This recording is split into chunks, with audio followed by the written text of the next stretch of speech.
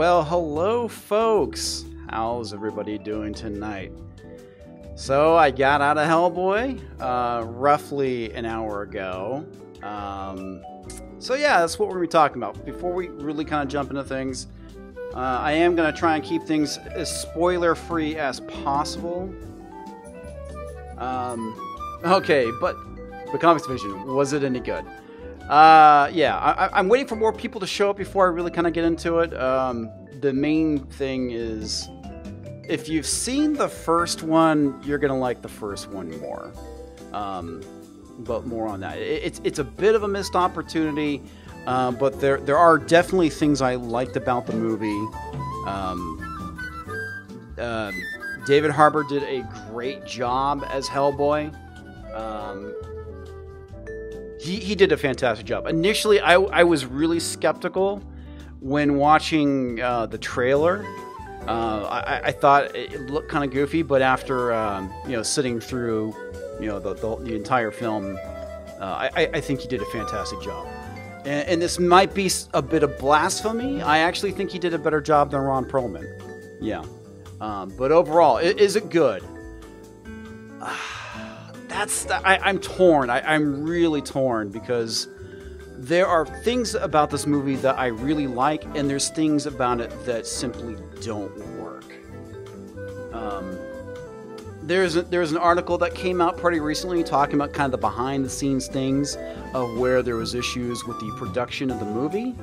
I wouldn't say it necessarily reflects in it, but there's areas where it definitely has pacing issues. But overall, I did like it. The first third of the movie is actually really good. It kind of sets things up. The major issue, though, it's like with any reboot, and I'm going to use Spider-Man as a perfect example of this. So we have the Spider-Man movies, the Raimi films, and then they did the reboot with Amazing Spider-Man. And part of the issue with that reboot is that we got a bit of a rehash of like the origins of Peter Parker, and you get a little bit of that here, and it was done better in the previous film. So it's one of those things that they didn't. I felt like if they cut out, it would have been better. So there's several areas where it's like there's certain scenes that if they cut out, it would have been better. Now, I did a little digging. I've read some Hellboy. I haven't read all of the books. This is an adaptation of The Wild Hunt. It's some things they adapted was done very well. Like you have Allison there, and then you have what's his name, who's the guy who's Japanese. He's actually not in that storyline, and that's kind of the issue. The issue is mad. The movie was mad garbage. I like I said, Web. There's certain things I liked about the movie, but there's certain things that just didn't freaking work. And I really can't get into it. There's certain things I thought was cool. I like the fact that it had the R rating. That, in certain regards, got abused a little bit, specifically in the third act. Without going into too much detail, if you know anything about Hellboy, obviously he's half demon, right? Okay, so he's supposed to be like the bearer of the apocalypse and whatnot, and you get some of that kind of going on. And there's like this one scene where it's just like way over the top with the violence. It's like comedically bad. There's like this one scene where this demon picks a guy up and hits him on something. I really can't tell if it's like a blade or something, and he starts dismembering him. There's like this dude that gets his face ripped off. I mean, it's like comedically bad, over the top gore. It was really bad. Web, I know you're a pretty big Hellboy fan. This was the least obscure adaptation. I mean, this point you're kind of like really neck deep in like Hellboy lore. And this is probably not a storyline that should have been adapted right away. Hey, bear. Neurotic is going live. Go figure. Yeah. Yeah, I know that he's doing his stream about, what was it, Star Trek, if you can call it that anymore. But yeah. Please answer the question I asked. Is it really important to me? It is really important to me. Does the Hellboy movie have a beginning, middle, and end? Yes. I would say it does. As far as, are you talking about from my storytelling aspect? Yeah, it does have a beginning, middle, and end. Part of the issue it's the execution. Over the top like Kill Bill, not really. I would say probably more along the lines of just yeah, it's been a while since I've seen Kill Bill. No, it's not over the top like that. It's just ridiculous, is what it is. It's completely unnecessary to the story, and it would have been like the first thing I would have cut out of that movie. There are certain things I kind of liked, but it didn't make sense to have it in the movie. Specifically the parts around Baba Yaga. But overall, this movie is a huge missed opportunity. And yeah, Rage, Web, I know you probably hated the crap out of this movie.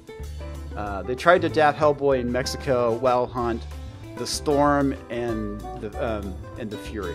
Yeah, that was like the main thing I kind of saw, is that it seems like they took a lot of like different stories and tried to mash it together. It's like taking puzzle pieces that don't necessarily work and start hammering it in. Yeah, so yeah. Prefer the original cast? Like I said, I think the new Hellboy, the new guy who played Hellboy, did a pretty decent job. I think the casting was actually pretty decent. You know, they didn't have Liz. I mean, Liz is not in the storyline. Yeah, so like I said, it's in my opinion, a huge missed opportunity. If you are steeped in Hellboy lore like Wep is, you're going to hate this movie. Hands down, I'm going to say that the original movies are better by freaking far. Another thing that they did, which didn't work, is they tried to do a lot of world building in this movie, then just like tell a story, and that's kind of like the thing that really kind of hampers it. And yeah, they kind of really just they did a bad job. Yeah, I agree. Harbor is great. The script sadly was garbage. Yeah. But there are things, like I said, there are things I do like about this movie, and unfortunately there's just a lot more things that I didn't like about it. Great. Come on, cats, knock it off. Need to find something to throw at them. Alright, there we go. The fight scene with the giants was really good. This happens in the first third of the movie, and it's pretty cool because it kind of reminds me of a boss fight, like in Shadows of the Colossus in a weird sort of way. That was pretty cool. But overall, once you really start getting in more towards the second act of the film is where everything really just kind of falls apart. And I'm trying to remember I would say he's the primary antagonist. He's this changeling. Grogratch is his name. There we go. He is this boar monster who's, I would say, the primary antagonist of the movie. And he was pretty cool. But how things kind of play out in the third act, it's not that great. Can we get Wep? Let's see. Can we get Wep the mic just to rant? Sure. Hey, Wep, do you want to join? Let me fire up a hangout and we'll get things going. You see if you're kind of interested in doing that. But overall, like I said, it's should you save your money on this one? I'm gonna say yes. Sadly, I wouldn't say I had high hopes for this movie. Yeah, it was something I had hoped was good, but it's just not, unfortunately. Okay, so Wep, I'm gonna send you a Twitter DM, and if you can join, by all means do so. Give me a sec, folks, while I get things set up. And I want to make sure that I have line in going. And just like that, hit play through. Make sure that I unmute that thing, Soundflower. Okay. And okay, Wep, so if you are interested in joining, let me know. We're kind of good to go. But other than that, let's see. Let me get back to the comments while I kind of kill some time here. Alibaba, I would join too if you let me. I'm going to play devil's advocate. Okay. You know what? If you want to ping me on Twitter, I will send you the link so you can join in. Fair warning, I'm not planning on going super late tonight with this if you guys are wanting to go. So no like 1 a.m. crap this time around. Let's see. What else do we have here? So let's see. So hopefully this won't be put too much of a dent in Shazam's chance of getting as close to 50 mil or 500 mil. I don't know, dude. Like I said, my theater was empty. Empty. There was maybe like a total of, I want to say no more than 10 people. That's like the biggest disappointment. Am I in Chicago? No, I am not at Celebration. That's as cool as it would be to go there. Yeah, it's just something that I just didn't have any kind of time to do. All right, dude, let me get you in here as well. So I see your message, and I am sending you the link now. Okay. Yeah, I'm trying to think of what else to talk about the movie without spoiling, because I don't want to like ruin things. I mean, let's face it, I don't know if a whole lot of you guys are planning on going to see this movie or not, so I don't know. Let's see here. Who do we have on? Hello, it's Alibaba. Hey, how's it going?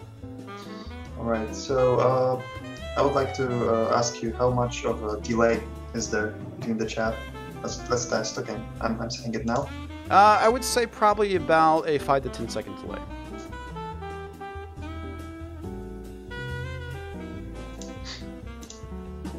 Yeah, it's not super bad, but okay. Well, never mind. So am I being heard? On you should be. Yeah, you're coming through. All right, cool. So my biggest question was, let me check. Did I ask it already? Oh yeah, I did. Because I saw some people just ranting about the movie. I didn't really go into any review because I was scared of spoilers. I'm just going to see the movie and think for myself. But I saw some people just ranting like. Well, there's certain things I'm trying to stay away from spoilers, so that way people can. But like 1 out of 10, to me, that kind of rating, like to give that to a movie, you'd have to either be really ignorant or it would be a movie worse than The Room, like the worst movies ever made. It's like I don't know, the camera was off and they were recording like that. No. Okay, it's not like super bad, right? It's the way I describe it, it's not bad, but it's not great either. It's kind of meh. But like I said, the best part of the movie for me was the first act of the film. And like I said, without getting into any kind of like real spoiler territory, if you've seen the first one, or the original by Guillermo del Toro, you're gonna like it more than this one. Mainly because, like I said, it suffers from like a lot of what reboots do, which is they try and like redo the origin, but in a little bit of a different way, and it's usually not as good as the way that was done originally. I would like to just point out that sometimes the reboots kind of work in the favor of the new story. Like, let's say the Joker movie that's coming out soon. I think that's a great way to do a reboot of the character. Although the biggest problem that most of those producers have, I think it's the producers' problem here. They are going into a movie with the idea that they're gonna make a series or a franchise. It's the biggest mistake that you could make, unless you have so much money prepared, like upfront. If you can, let's say, put down 500, 600, 800 million for the next 2 or 3 movies, like straight from the start. Let's say if you make it like Lord of the Rings style, right? You're just making all 3 movies. You know you're making 3 movies, right? That's a totally different approach. Those people, the producers, often come up with this great idea of Hellboy, then they make like a post-credit scene that's gonna open up the sequel and stuff. They're kind of like planning the next 10 steps without having a good fundamental understanding of what you're gonna have to do to convince audiences to this new version of Hellboy. It's like you're going in. People always compare to the originals. First, focus on making a good movie. It's like Heath Ledger. Dude, Heath Ledger's Joker. It's the greatest analogy I can come up with. You're going against that character. I think you can reboot things and it'd be fine, but I think a lot of it is that if they actually focus on telling a story and not trying to build like the MCU, because that's the way the movie kind of came across, is that it focused a lot more on the world building than it did on the actual storytelling. And I see we have Weaponized Nerd Rage with us. What's up, dude? Yo. I'm great. Hello. Just wrapped up my review for that steaming pile. I think I liked it more than you did. I think that this is probably the best way to sum it up. The more you like Hellboy and the more Hellboy comics that you've read, the more this movie's actually going to piss you off. I would absolutely agree with that. Like I said, I have the plot lines that you mentioned, or the story arcs that you mentioned, I have not gotten to. There are things I knew about Hellboy that they had in there that I thought was pretty cool, but I haven't read the material to be pissed off about it. I have a great question. Let me put it this way. Can you just let me pitch in here? Yeah, go ahead. Weaponized. I have a question because I just thought of this right now.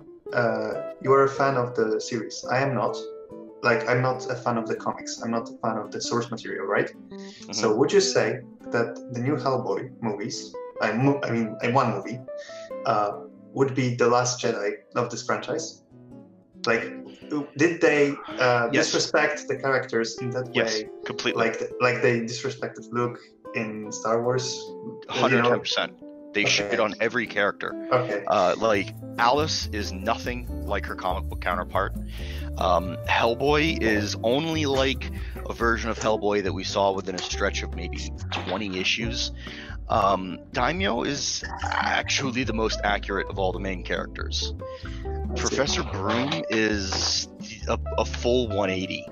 That's the Luke Last Jedi situation with this movie, is the handling of Professor Broom. I can agree with that, because there's like that dynamic they had that was more adversarial, and it's like that didn't need to be that way. The portrayal by John Hurt in the original movies is perfect. Yeah, it's literally the comic book character brought to the screen. So if you compare those two characters, the one you got in this movie and the one you got in that one, that's how, the deviation from the comics. I mean, I always thought that other professor, pardon, I do not remember the name, you just mentioned it. Yeah, Brim. He was absolutely amazing in the original movies. I always liked that character. I was really, really bummed out that he died. Like when they killed him off. Like I thought he's gonna, carry on into the third part or something. Just when I was watching back then, right? I would say that, well, if the new professor, from my perspective, as not a fan of the source material, I just am not, I do not know it. If the new professor is kind of different, that's weird. Like he was kind of. Oh no, endearing. it's not different. It's two completely different characters. Like, let me put it this way: you've seen the original movies, right? Yeah. You have? Sure. Yeah, sure. Yeah. Okay. In this one, I'm going to give you an actual line from the movie that perfectly sums up how different this character is from the comic book version.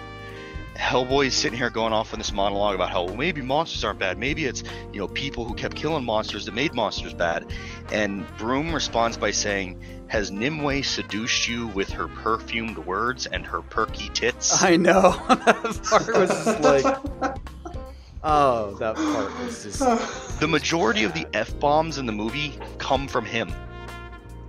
Well, it's like completely.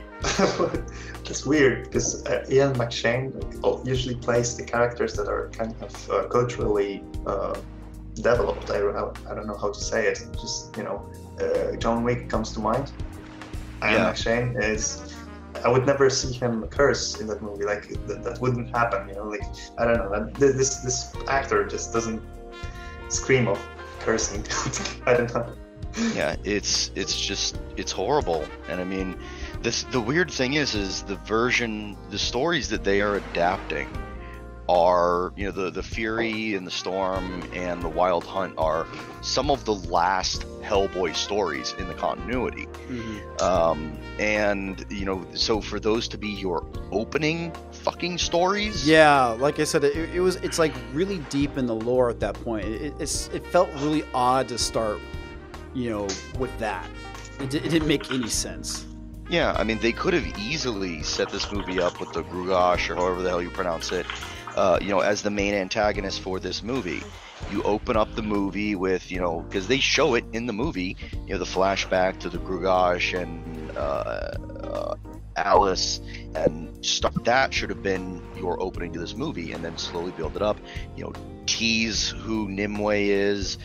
Bring in Grugosh, have Hellboy fight him and Daimyo fight him. But the other thing is what makes Hellboy so good is his interactions with his friends. Playing off of Abe and Liz and Roger and Kate, and we do not get any of those characters. I remember in this movie. We get Daimyo, who ultimately Hellboy and Daimyo never really interacted with each other very much. I mean, Daimyo was the reason Hellboy quit the BPRD in the comics. So why the fuck is that the character they want to go ahead? Oh, right, I remember why. Diversity quota, which is why they race swapped Alice. Yeah, they did. That's hilarious. I actually didn't know that they race swapped anyone. Yeah. Oh yeah, no. In the comics, she's like a redhead, freckle, Scottish, Irish, whichever. Yeah. And they got a black British chick in the fucking movie. I remember in the original movies there was a scene on the rooftop where Hellboy was talking to that agent and he was throwing rocks at Liz, who was sitting with some guy, I think. I'm not sure. John Myers, yeah. Yeah, I thought that scene was perfect and kind of...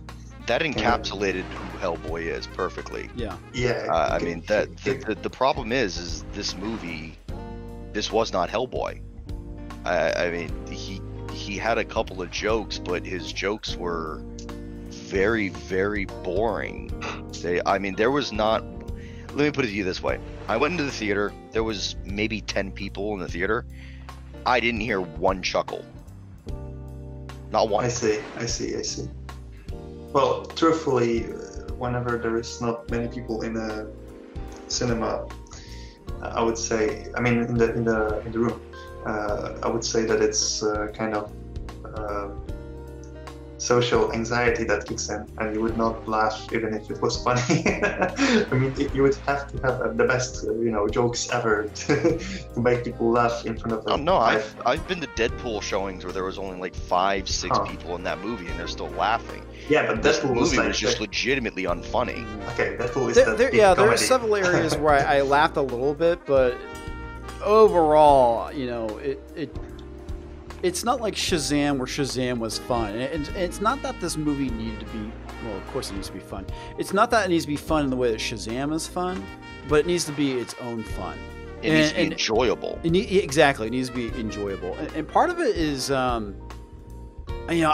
felt more bored in certain areas than, like I said, after the first act of the movie, I just felt legitimately bored. That first act was a complete misfire. I mean, the way I describe it was, well, hear me out. Okay. You know how people say Lord of the Rings had 5 endings? Uh-huh. Yeah. This movie had 5 beginnings. Yeah, Seriously, think about it. You had the flashback sequence with you start with narration. Don't fucking start a movie with narration. It's boring. It's tired. It's overdone. Nobody cares. Then you immediately go to completely not attached at all, storyline with Hellboy in Hell, and they do that Hellboy in Mexico, and they do that Hellboy in Mexico adaptation. That's what they should have stuck with that. No, they shouldn't even have had that in the movie, because let me ask you this.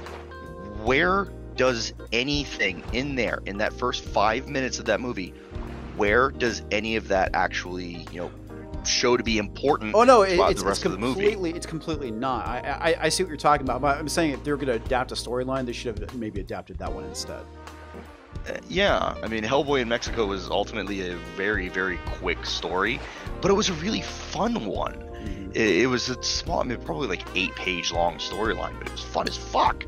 And, but then, like, that character's death in that first 5 minutes is like, it's a big deal to Hellboy only for that first 5 minutes. Mm-hmm. It's like they added that scene after everything else was shot. And then you move to the, like the intro where he comes in, it's like, oh, well, you need to go to the Wild Hunt, you need to blah, blah, blah, blah, blah, blah, blah. I'm like, okay.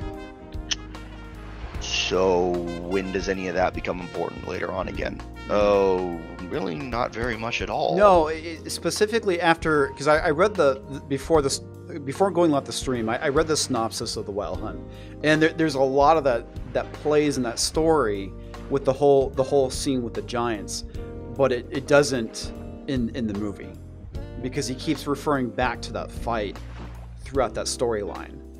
I have one question for you guys, because you saw the movie, and do you remember the movie Van Helsing with Hugh Jackman? Yeah. Yes, unfortunately. Would you? Okay, so did you like that movie?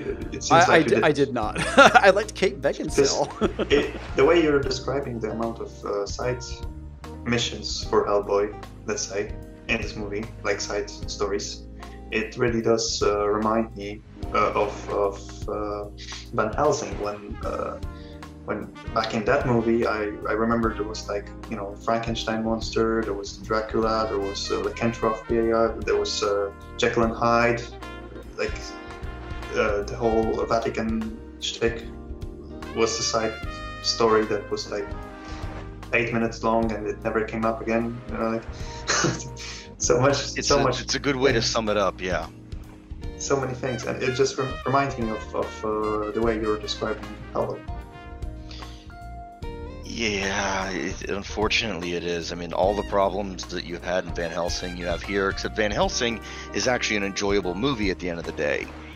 You can watch it because it's so bad it's good. You can roast the shit out of it. There was literally a point in this movie where I'm like, I have never in my life been tempted to get up and walk out of a movie.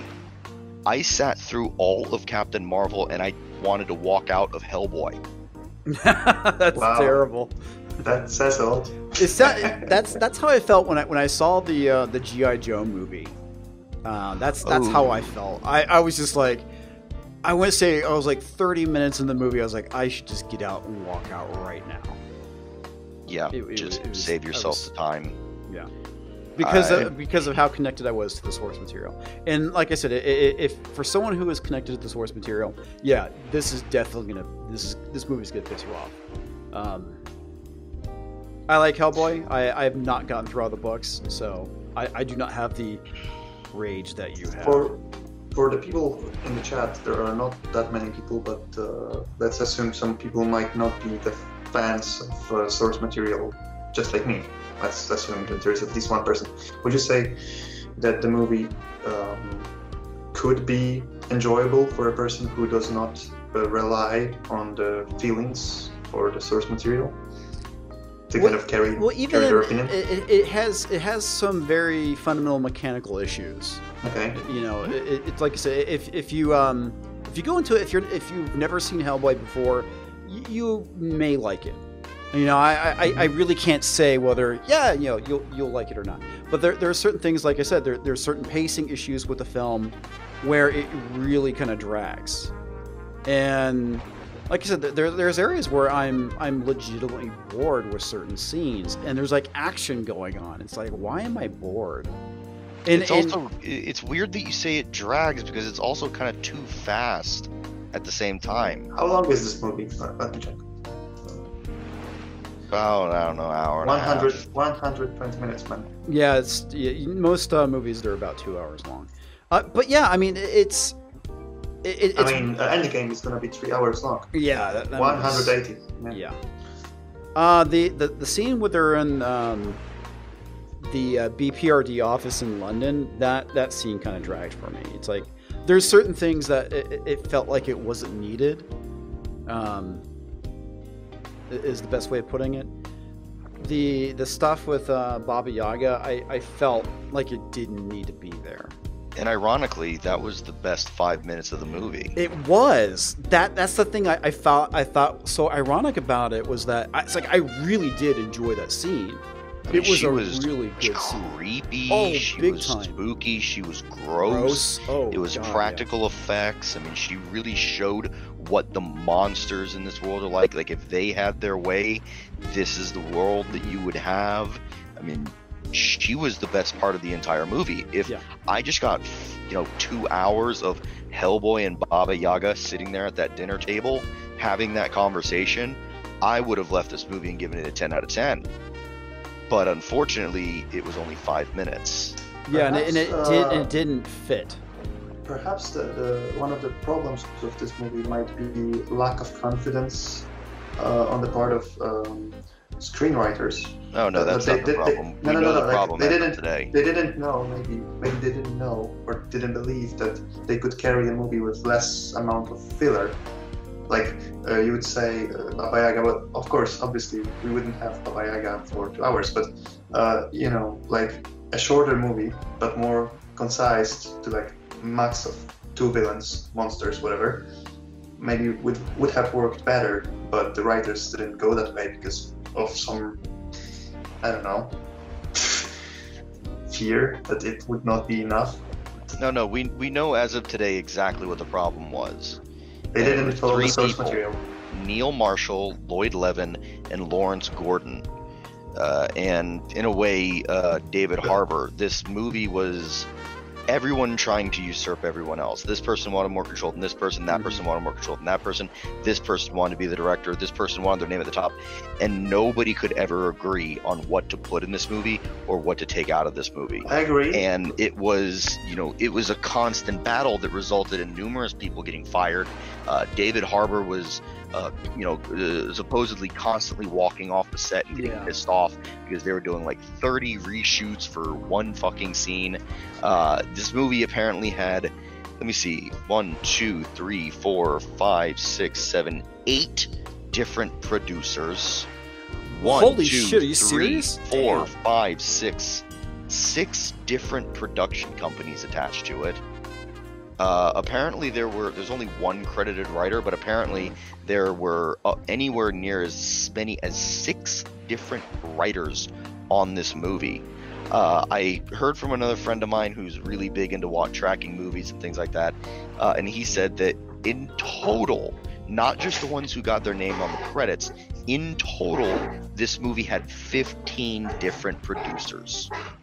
That's ridiculous. I saw the article you posted on Twitter, and unfortunately, I didn't get a chance to read all of it. But yeah, the whole thing with David Harbour walking off the set like several times is, it's like that's bad. I have an idea. Maybe David Harbour was method acting, and he thought he's Hellboy in real life, and he was like, "I'm done with this shit. Peace out." I don't know. He was just channeling this kind of arrogance. No, I'm kidding, of course. But seriously, like, I would get pissed off as well. You have to empathize with him. It wasn't his fault that the producers were fighting. He might be a jerk, a dick, on his own, but it's not his fault that those guys were fighting above him, Like, they are paying him to play the character, and they can't agree on the vision. Who is he to try and fix it? Like, he'll just walk away. Fuck you. It's like, I understand that kind of thinking on his part. Well, also think about it from his perspective. Is he's sitting there and he's trying to do a job. Dude, and I remember they have unrealistic expectations. The leadership can't make up their minds. It's like if you go to good analogy here. You go to college, you get into a class, and the professor doesn't know shit. They don't know how to explain anything. They're not putting in any care. They're just kind of like, okay, every time you go to that class, it's like, okay, self-study, guys, read pages 220 to 270, and then just get out of here once you're done reading. For the actors, it's like, what are we supposed to do? This is a show with, it's a kitchen with too many cooks. Everybody's telling me to do something different. What the hell am I supposed to do? Not to mention, I remember Ron Perlman mentioned that one of the reasons he wouldn't want to do Hellboy 3 right off the bat was he was really tired of wearing the makeup and the prosthetics and shit. And I imagine the issue would be similar with this rendition of Hellboy, since the suit is still practical, it's not CGI. Yeah, and he's wearing a lot more than Perlman was. Big time, yeah. You wake up, you go to the fucking set. They put on all this makeup and bullshit and prosthetics on you for like 2 hours, maybe 1 hour and a half, I don't know. And then you walk into the set, you start shooting the first scene, and then the director says, guys, this is not gonna work, let's change something up. And then suddenly, out of nowhere, the producer shows up and says, no, we're doing it this way. It's like, what the fuck? I just spent like 2 hours getting makeup and prosthetics, and you're fucking arguing. Like, couldn't you argue 2 hours ago while I was sitting in the fucking makeup room? Just picture that. Yeah, I mean, and for Harbour, I mean, with the amount, because he was wearing a full bodysuit. Mm-hmm. He had muscle pads, and there was actually a really funny scene where he goes and he gets a shower, and he's just wearing a towel, and you can actually see his fucking skin along the towel line where the suit ends and the towel begins. It's just like, are you serious? Oh, I this missed is that. how little attention is put into this movie, is that there's just my God.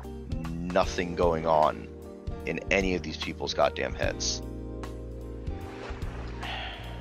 I totally missed that. Let's agree that there are some companies that really don't pay much attention, like, despite the budget. I mean, The Last Jedi, the missing sword in one of the guards' hands has become a meme. Like, how can you make imagine this, you're making a fucking movie with choreographic director or something, I don't know how it's called, I'm not native speaker, doesn't matter. There are people who are overseeing this shit. Someone's fucking double checking this, and you still miss it? What the did you even fucking practice? Like, what? Where is that sword? He had it in it. What? And Well, the problem is, and how that happens is, you never do just one take and you're done. Yeah. You do numerous takes. You do as many as you can within the time limit. So they would have shot that fight 5 to 10 different times. Yeah. And you take elements from, okay, you go to your camera report and you're like, okay, shoot number 1 had problem at the 1 minute mark, so but shoot 1 was also our best take. So let's take that problem that we had with shoot 1 and use footage from the next good shoot, which was shoot 3, and splice shoot 1 and shoot 3 together. So that's how you end up having those continuity errors. Yeah, obviously. There's a question for you from Fragminion. Web. Yeah. So this is directed at you, Web, from Fragminion. Which Hellboy story would you like to see get a movie, live action, or animated? And thank you for the $5 super chat, Fragminion. That was awesome.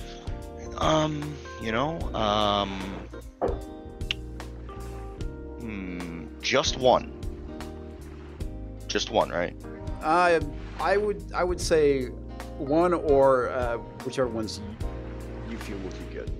One, or maybe connected to it if you feel the need. Probably. Oh, that is a tough question. That is a very tough question because there's so many good stories in Hellboy. But I'm probably gonna have to say I would actually like to see, and this is ironic, I would like to see a comics accurate recreation of The Wild Hunt, The Fury, and the Storm. Which is what this was supposed to be, because short of Hellboy in Hell, that was the best Hellboy story. It really was. Like, that was the end of the line for Hellboy, and I don't want to give any spoilers or anything, but that story ended the only way it could. It's one of those stories where it's like, this ending is very is it like Logan for Hellboy? Logan for Hellboy? Basically, yeah. It's like Logan, but for Hellboy, and it wraps up every loose thread that Hellboy had in those three stories ultimately, because I count The Fury and the Storm as two stories. Some people count it as one story because because of how they're collected in the trade paperbacks. And that's when you get the whole King Arthur thing. That's when that's really finalized. That's when Hellboy finds Excalibur. That's when Alice comes back and she's actually a major character. That's when we get to see the wrap up of not just the Baba Yaga story and her getting Hellboy's eye finally, but also wrapping up like the Koshi the Deathless story as like all those decades of Hellboy stories was just perfectly wrapped up in those three books, and I can't think of any better thing to tie in. And then for the sequel, obviously you'd have to go to Hellboy in Hell, which was not as good as those other stories. But let's be honest. If you have a almost good story, you can always improve it with slight changes to the source material. It's always possible, like story-wise. Yeah, I mean the other option I would pick is probably Wolves of St. August. That was a pretty damn good story. I think it was first a novel, and it was later adapted into a comic book.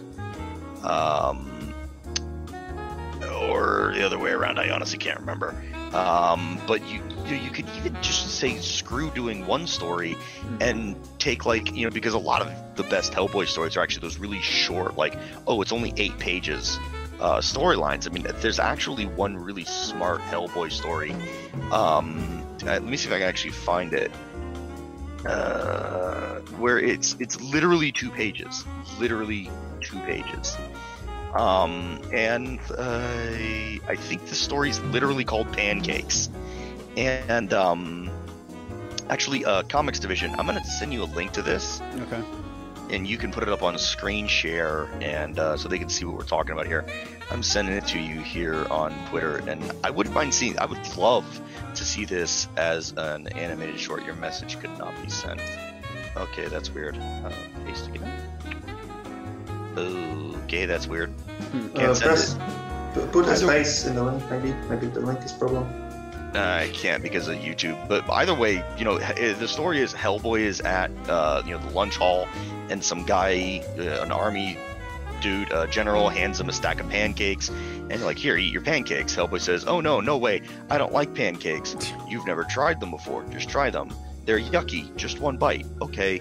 And he eats the pancakes. And he says, oh wow, I love it. And then it shifts next page. Meanwhile, in Pandemonium, capital city of hell. There's all these demons freaking out, and Astaroth is asking, "What's all that noise about?" And Amon comes up to him and says, "It's the boy. He has eaten the pancakes. He will never come back to us now." And Astaroth is just like, "Truly, this is our darkest hour." And the reason why that worked so well, okay, is because that was kind of the moment where you realize, okay, this is what Hellboy wants. He wants a simple life with these small joys that's just calm and quiet, and that's it. That's to me the most beautiful thing about Hellboy. And I've said this so many times: is he is this borderline omnipotently important character. He's the son of the devil. He's the last, member of King Arthur's bloodline. He's supposed to be the King of England. He's supposed to be the savior of the world. He's supposed to be the destroyer of the world. He's got all of these burdens and all these destinies, but he doesn't on want his any shoulders. of it. He doesn't want any. Yeah, and all he wants is some fucking pancakes. Yeah. And so Fragminion, I think Mila Jovovich did okay. I mean, and was she topless? No, she wasn't topless in this. Though in the start of the movie, you can see through her shirt. No, okay. Fragminion asking the important questions. But yeah, I mean, I think she did okay. She wasn't like terrible in the movie. I don't think anyone's acting was like terrible. It just like Wet pointed out, there's certain things like it just fell out of character. Like the whole thing, the whole conflict between Bertram and Hellboy. It's just like that was very kind of forced. I would say Mila Jovovich brings the exact same performance that you have seen from Mila Jovovich in any other Mila Jovovich movie. That's a good way of summing it up. That's a good that means it's a good casting. That's what it means. If it fits the character. No. I mean, if you've seen Resident Evil, you've seen this performance. Yeah, you've seen her play Joan of Arc. You've seen her performance. But that's my point. If it was that performance that we needed, then it was a good casting. Her performance not being very different from movie to movie, notwithstanding. I think the other thing too, not knowing much about her, the character that she was playing, I can't say whether she played the character accurate or well or not. Okay. You know what? You said something about Hellboy, wanting a simple life. I don't want to stray the discussion too much, but it just made me think of something about the endgame, and it's something that I'm pretty sure that they didn't do, but should be doing, because it would be hella fun. Because there is a mention of Thanos going to his farm, like making a farm, easy, peaceful life, after decimating the universe. And I'm pretty sure that they're gonna put him back into the saddle, sort of, and he's gonna fight the heroes and stuff. I wish they didn't do it. I wish they would make it like a big reveal at the end that Avengers are getting ready to fight Thanos for the entire movie, and then they get there and Thanos is just getting his potatoes farm something, and they walk up to him all fully suited and ready to kill him. And he just says, "Do what you want," like, okay, I'm just trying to live here. It would be so funny, but it would also be accurate, because Thanos already did the deed. He doesn't really care, and he doesn't believe they could even reverse it. I think so, but I'm pretty sure they're not gonna do it because it would be a very anticlimactic ending. Oh my God, everyone's expecting a big fight. Like lots of freaking battles and sacrifices and shit. So pretty sure that they're not gonna take that route. But it would be amazing. Another thing too that I had a huge problem with was the CG in this movie. It was terrible. Absolutely. Oh yeah, terrible. yeah. As the movie went on, it seems like there was less money to go for the CGI. Like at the end, the ghost scene, you can see the actor's head jiggling around. Meanwhile, the ghost's body is completely stationary. Like it looks so bad. I mean, it looks like they took the actor's face and glued it onto the CG body, and it's just horrible looking. It looks so bad, and yeah. But you know what? There is one movie that comes to my mind again. When you mention CGI and overspending on CGI, do you remember or have you seen King Arthur: Legend of the Sword? No, I haven't. You haven't. I haven't either. A lot of my issues. Have you weapon? Have you? No, I have not. I haven't. Yeah. Okay, so just to put it very shortly, the CGI in that movie was pretty damn amazing. But as a counter again, because the producers would give the director as much money as he wants. The movie ended up costing 250 million just in the production without the marketing, and it would flop. It flopped like super hard. It earned like $100 million worldwide, and it costed like $500 million to produce and market, because the producers didn't, stop giving him money. He made everything. Like, the movie is great, but it flopped in the box office. And I'm pretty sure that Guy Ritchie will never get that kind of budget ever again. Okay, so Ever. It's not gonna happen. Have you seen District 9? Yeah. Okay. I have as well. Okay. That movie, in my opinion, has some of the best CG in all of cinema. Yeah, agreed, hands down. Because the prawns look like they're real, and that's all CG. And that movie's budget was $30 million. Okay. Yeah. Which is a drop in the bucket considering how much it actually made. So Dude, not even that. Yeah, that's not even the impressive part. Yeah. Neil Blomkamp has a YouTube channel, okay? And he makes these uber thin budget short films. Yes. And they're all just as good as District 9 as far as the CGI goes. And he was doing that before he got District 9, because he was doing like Halo fan stuff.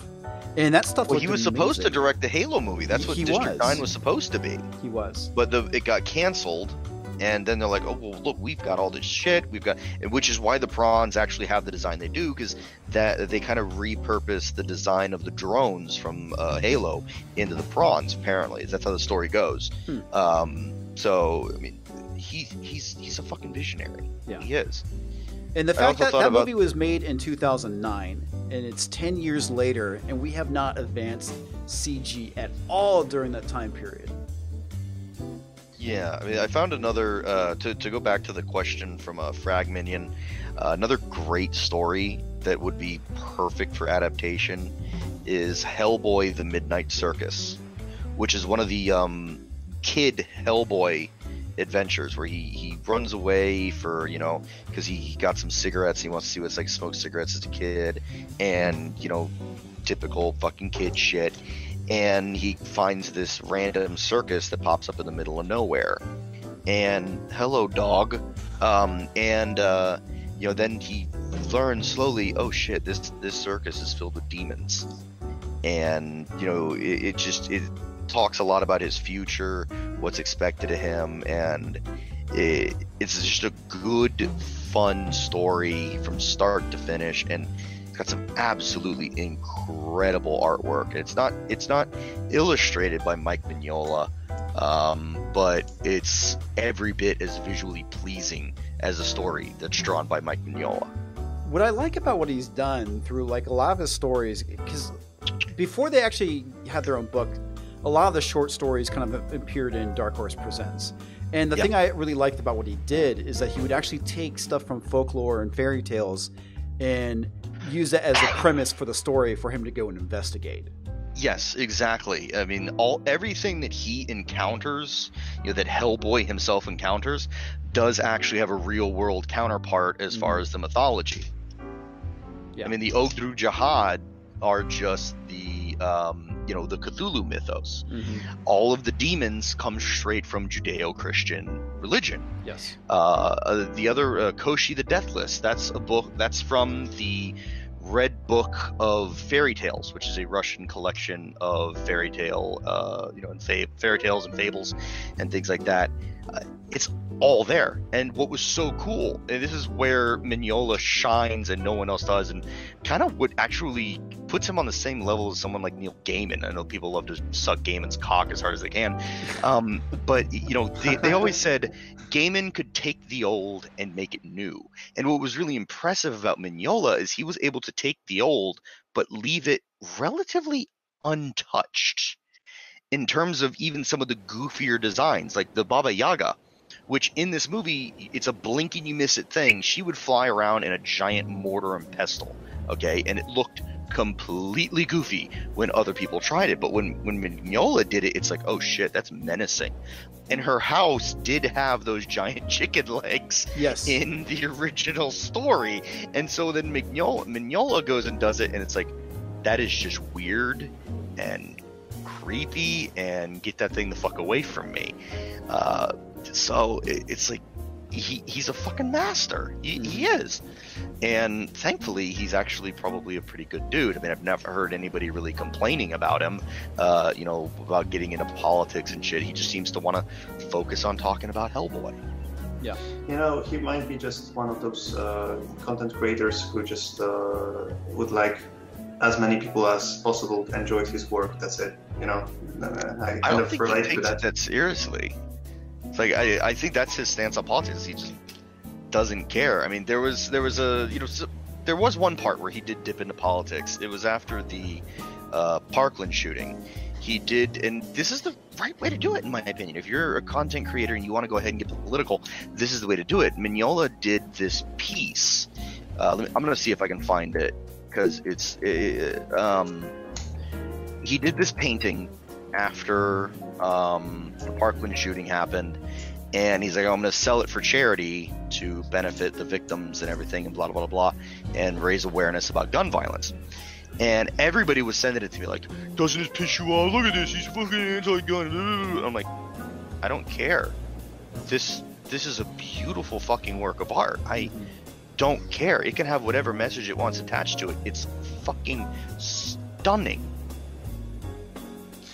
Well, yeah, that's the best way to if you are going to have any agenda in your content, then that's the best way to put it in there. First, make a good product, and focus on that, and the message should be weaved in between, if anything. Well, I think a lot of it too is like, everyone's allowed to have an opinion, and I get that not everyone's going to agree with my opinion on stuff.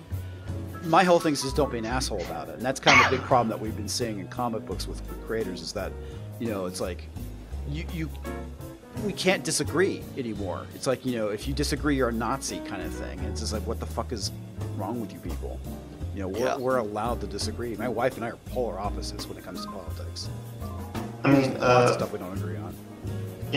That's like a entirely different topic. Like, I heard the other day that the Joker movie will spark white supremacists to rise up. Apparently. Oh God, that article! It's something I want to talk about. What the fuck are you on? Like, I want the same drugs because that's some good shit, man.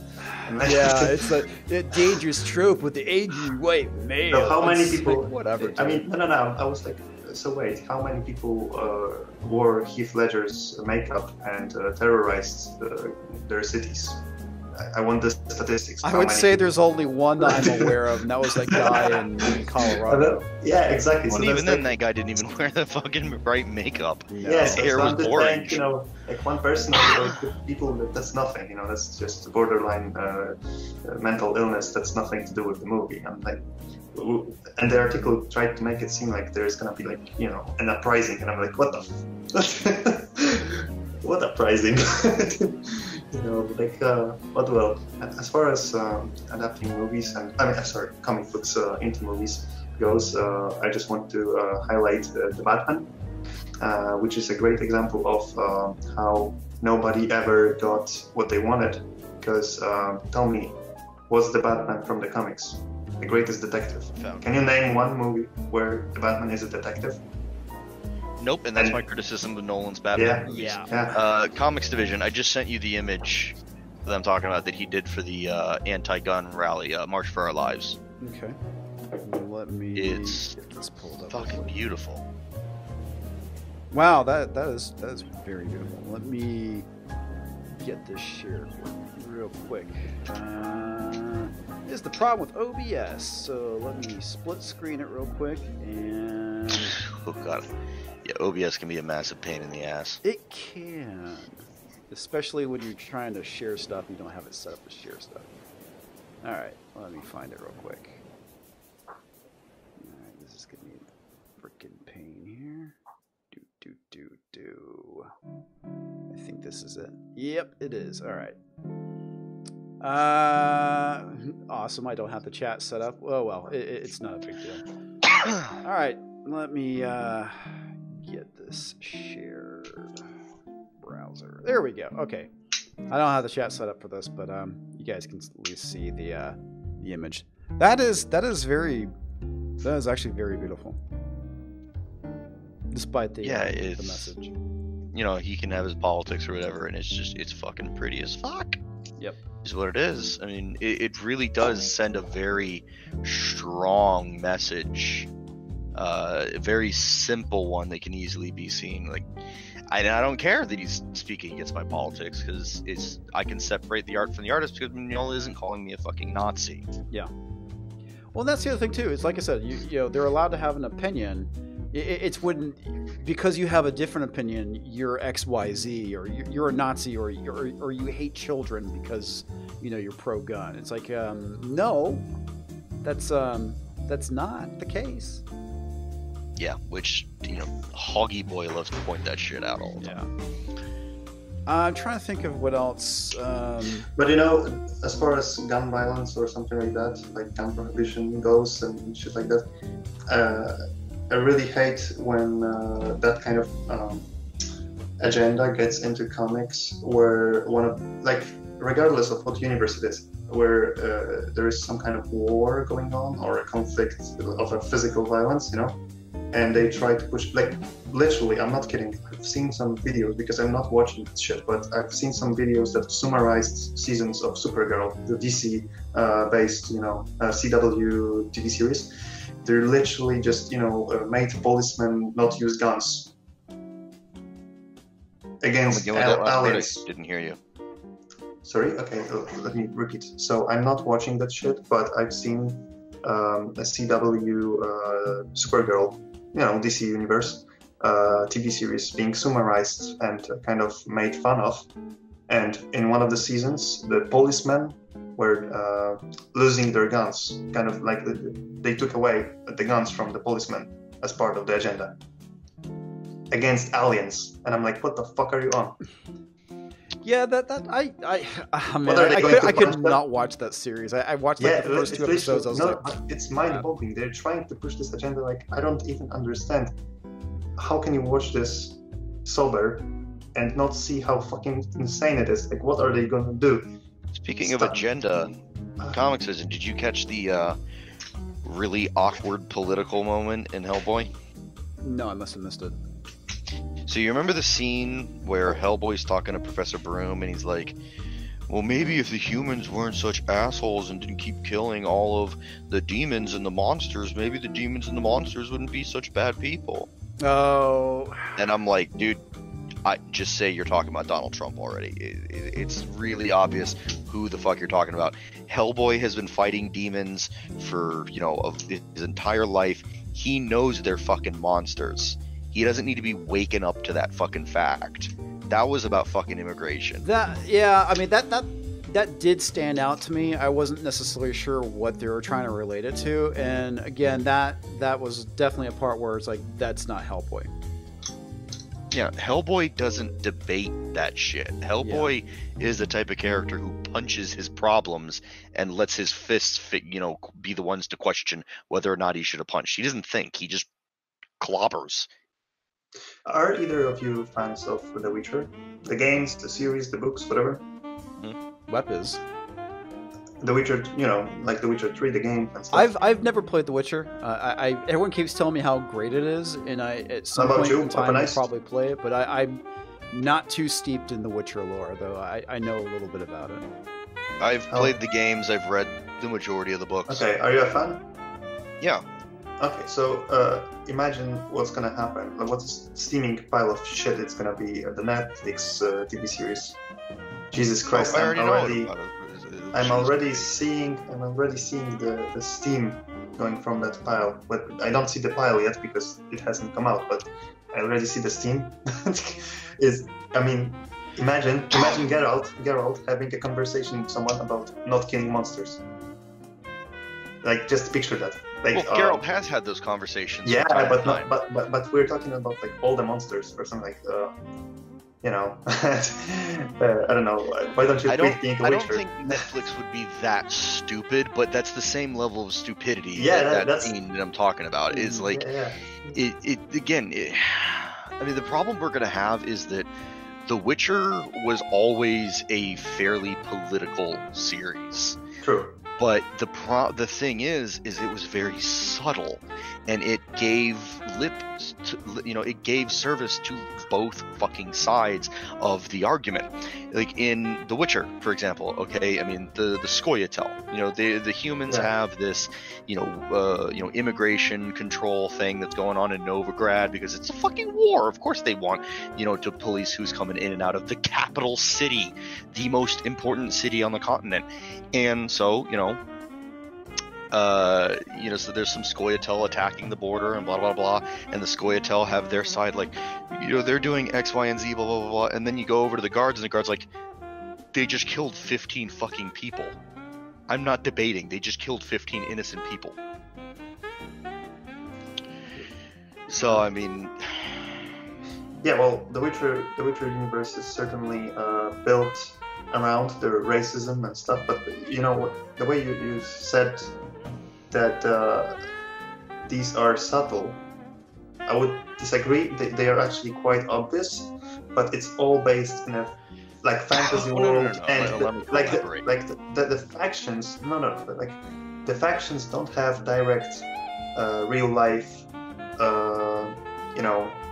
analogies, and that's the beauty of it. You can't really pinpoint and say, oh, Novigrad is exactly this thing, or Scoia'tael are these people, like exactly these people. Well, yeah, because then it wouldn't be a metaphor; it would be an allegory. Yeah, and it's never it's never attempted to be an allegory. It's always attempted to be a metaphor. Yeah, and that's why it's good, because it's not, you can't really. But you can clearly see, okay, this situation is about immigration. This situation is about racism. This situation is about, whether or not people have a right to go here and do this and X and Y and Z, which are all current event topics. True.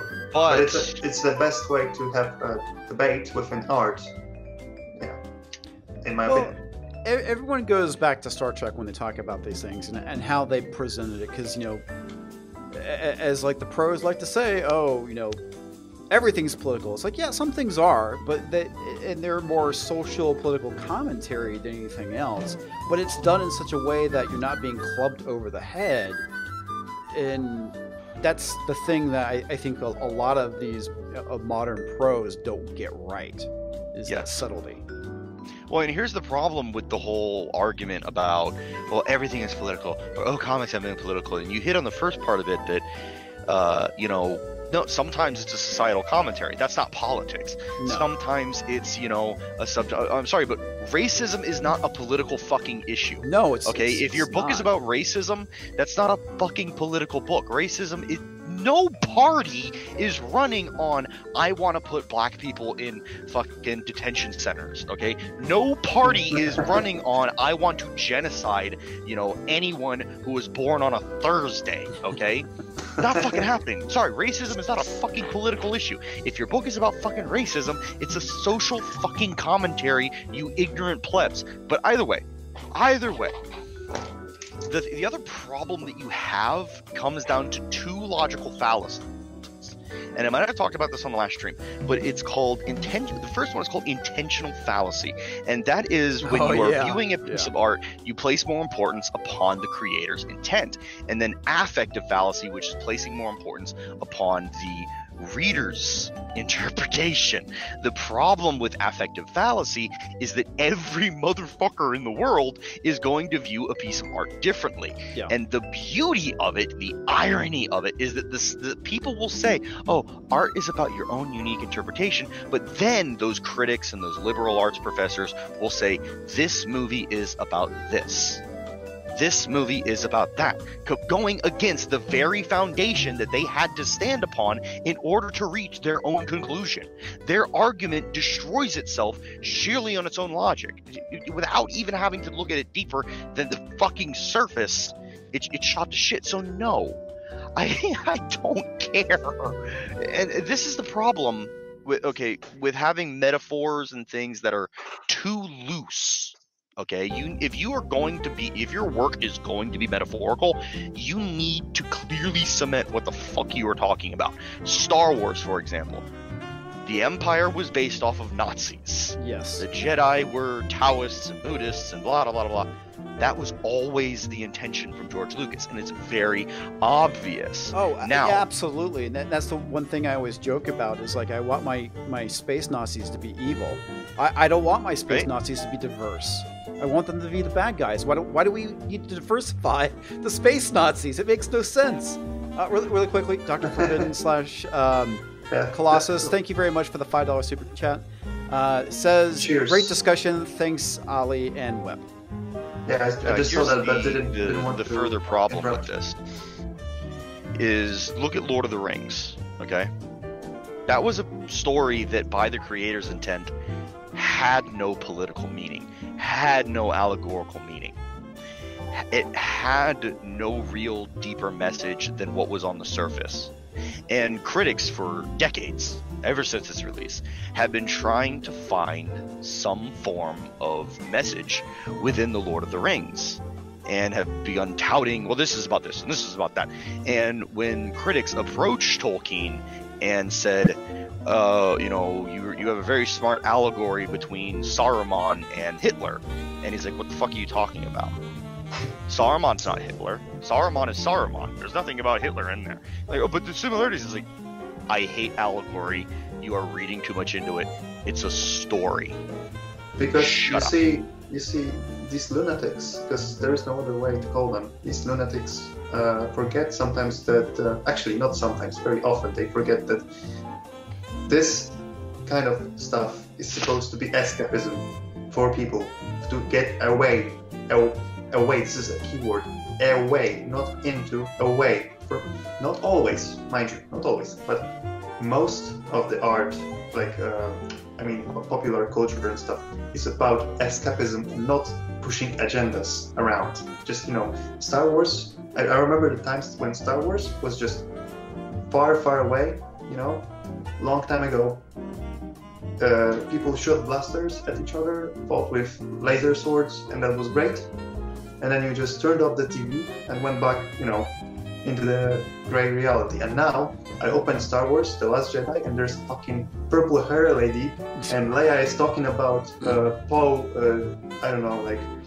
disobeying orders and being a fucking crybaby, toxic masculine dude. And then, there's a Roast Tico who says, capitalism is bad because look, they are giving weapons to both sides of the war. Like, what the Jesus, bastards. Well, that wasn't a criticism of capitalism. That was a criticism of the war economy and the military-industrial complex. No. That honestly, the smuggler who said the warmongers are giving weapons to both sides. It was the smuggler guy. Yeah, sorry. Yeah, but it was Tico had that reaction and everything and blah blah blah. Yeah. But the problem also is, okay, so another fun story from, oh god, I have a liberal fucking film professor. This week he tried to tell me that Back to the Future was racist. Oh, dude, yes, I've heard this argument before. Cracked did a whole thing back when Cracked.com was a thing. I don't even know if they're still in business, but yeah. So, do you want to explain it, or should I explain it? No, dude, go for it. So the way it goes is, that scene when Marty McFly gets up on stage and he starts playing Johnny Be Good, and he's like, come on guys, try and keep up, and he goes off on the song, and the guy picks up the phone, hey, you remember that new sound you were looking for? Well, listen to this. And they're like, oh my god, they're intentionally erasing black creators, and that's racist. I'm like, no, they made a joke, and this artist listened to 30 seconds of a fucking thing, and like it was so intentional. He hated black people. Oh my god, no. I know, that's no, just shut the fuck up. And that's the problem, is they are, the creator's intent was just, I'm gonna make a joke, and this shows the kind of character that Marty McFly is, and because he's back in time, this is kind of funny. Yes. And So that's his intent. It's his entire intent. That's all it is. And so, oh, well, they're erasing black creators. Well, guess what? You are erasing the creator's fucking intent by putting your own bullshit meaning on this crap. Well, so if you can't have it both ways. Too. They did the exact same thing with Rocky, saying, talk about the whole thing with the white man being an underdog is not real and all this crap. It's like, dude, it's just a fucking movie about boxing. It's not about being black or white. There's a lot about Rocky that you can be pissed off about, and it's not that. Yeah. I mean, they completely fucked over Chuck Wepner, who was a real-life boxer who basically lived through Rocky's story, and they adapted this guy's autobiography into fucking Rocky and then never credited him. And like, he was all pissed off. He's like, I actually lived that story, and Sylvester Stallone's the one who gets the fucking statue. Like, what the fuck? And he got all pissed off and everything. And, Sylvester Stallone even interviewed Wepner as, like, inspiration for the fucking character and things like that. Wepner got a chance to go fight. This is a fun boxing story. Wepner got a chance to fight Muhammad Ali, similar to how Rocky got a chance to fight Apollo Creed. And when they went on the promotion circuit for the fight, Muhammad Ali, pulled Wepner aside, before they went on stage. He's like, look, I want you, when we go out there, I want you to call me the N-word. And Wepner said, what, fuck, no, I'm not fucking doing that. What the fuck?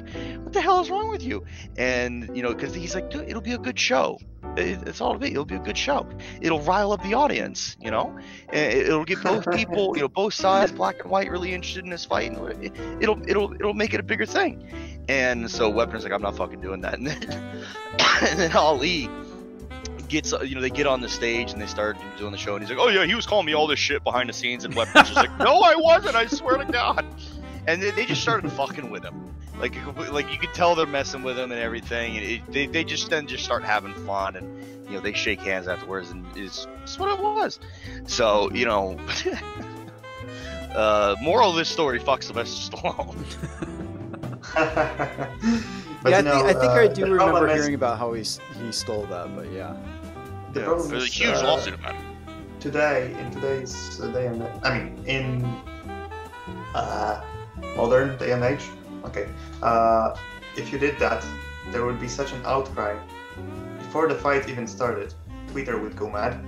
Then the fucking president of the United States would make a statement on Twitter, and people would just freak the fuck out. Mind you, this is during the conversation, which was a joke to begin with, and by the time they got to the part where it's just a joke, as I said, he would have been fired. It would already be on the national, television news. He would have lost his job. He would have had social media. The manager would be fired. Everybody was just like, "Oh, that's funny." And nobody cared. Nobody fucking cared. Nobody called fucking Chuck Wepner's head. Chuck Wepner laughed the shit off, and he's like, "I got a funny story about Muhammad Ali." He didn't care. Nobody fucking cared. I think a lot of that goes back down to how serious everybody takes things these days. It's like it's like the death of comedy. It's like, Dude, you know that meme from Fortune? I do not follow Fortune at all. This is discretion. I'm not following Fortune, but that meme with the clown and honk honk, that's literally what I think right now. Yeah, but this is literally my reaction. Yeah, this is my reaction. Fucking clown world. Literally, like, people are fucking clowns nowadays. Sometimes. Like, okay, one example. Mahershala Ali, the black guy who played in Green Book, and of course the great actor who played Aragorn, and Viggo Mortensen, right? Viggo Mortensen during the press tour said something about the context of the movie, right? The Green Book is happening in times of great racism, and Viggo Mortensen said something along the lines of, well, we just wanted to focus on I'm just paraphrasing, by the way. We just wanted to focus on showing how people called black people and such. And then Mahershala Ali made the fucking drama about it. Made Viggo Mortensen apologize for using N-word. He was just using it in the context of the sentence. Literally, just said people back then called other people. You watch dropping that word on YouTube, you can get strikes. Yeah. Doesn't matter what your color your skin is, they will strike the shit out of you. Yeah, it's literally just clown world. Literally, he just wanted to give context to the movie. It fucking won an Oscar. What the fuck?